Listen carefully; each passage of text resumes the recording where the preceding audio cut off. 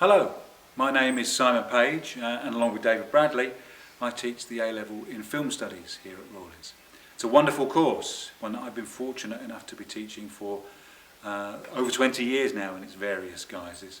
First thing to say about it is that you don't need to have studied film or media at GCSE in order to come onto the course. You just need to have the required levels of GCSE qualifications for post-16 study in general and a healthy interest and enthusiasm for films.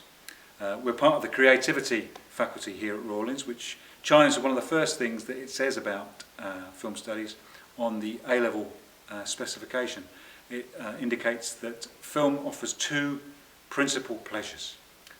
One is the pleasure of story, and the other is the pleasure of sensory spectacle, or what we might call the aesthetic.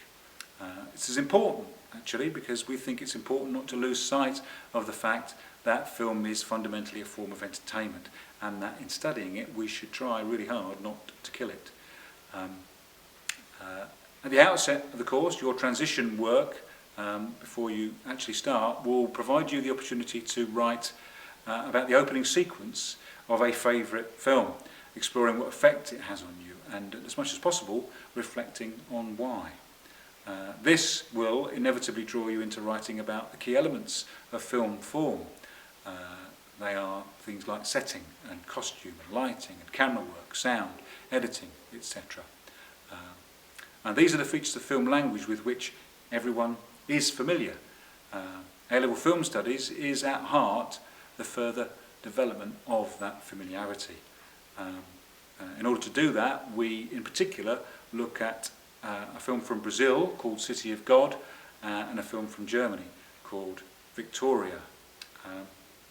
Other core areas on the course are the role of context in shaping meaning, and here we look at Hollywood cinema and we compare Casablanca from the heyday of the studio system in the 1940s with Bonnie and Clyde, a film from the 1960s and new Hollywood's countercultural cinema. We look at the role of digital in shaping what is possible in the documentary, and here we look at Asif Kapadia's Amy. We look at the role of narrative in organising the way in which films work, and here we look at Shaun of the Dead and Trainspotting. Assessment on the course is in the form of 2.5 hour exams at the end of year 13. They'll be assessing your ability to write about 11 films overall across the two exams. There's also coursework, which constitutes 30% of the course, your opportunity to do some production work in the form of creating either a screenplay for a short film or actually producing a short film on video. Coursework is a key part of the course, not the only occasion when you will have the opportunity to do practical production work. Theory and practice work hand in hand when it comes to learning the kind of literacy we're after developing. This is the course for you if you enjoy films and want to develop your understanding of how they work and to learn about film history and the different types of films produced within it. As I say, we will be completing and watching 11 complete films on the course, but it is not a film club, it's an A-level. We will go back to the films that we have watched and we will examine and explore extracts from them in detail.